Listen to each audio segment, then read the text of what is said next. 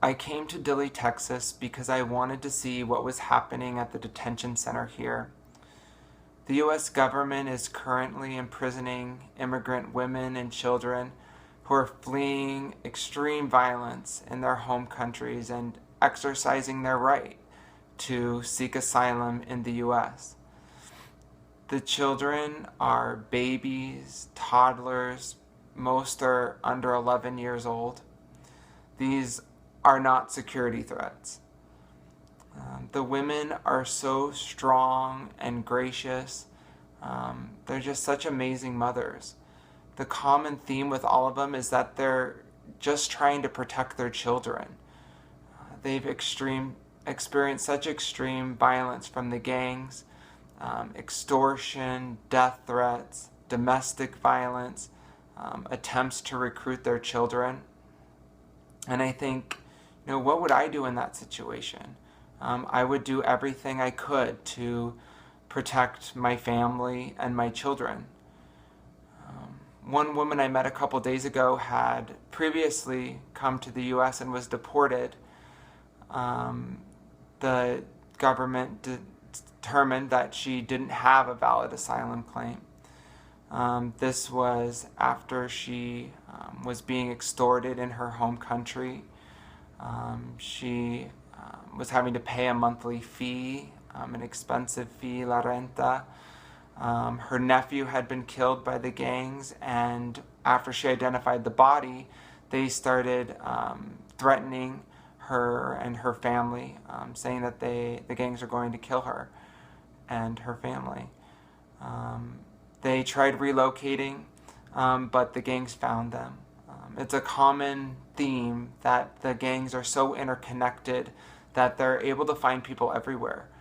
They know where these women live, where they work, where their children go to school, their bus schedules.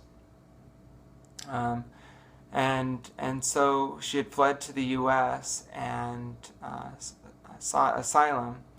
I read through the transcript of her prior case, and it was just such a joke. It was clear that she was scared. The officer and the immigration judge didn't ask any questions to help her articulate her story. Once she was deported back to her home country, the violence became worse. She continued paying the extortion fee, and one night when the gangs came to collect it, they raped her. She never had told anyone about the rape, including her husband.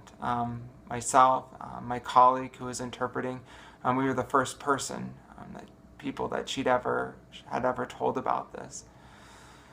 Her daughter was also being threatened at school by the gangs, and they were trying to recruit her.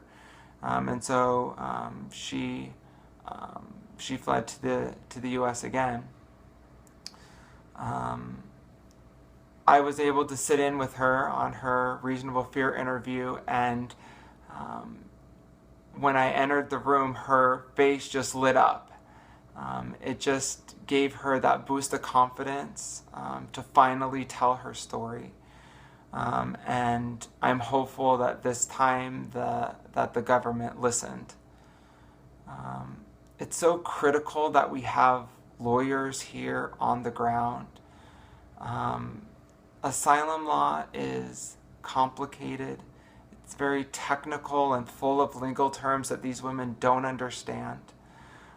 Yet, when they are explained, the details of an asylum claim, a valid asylum claim, 90% of them are being released from detention.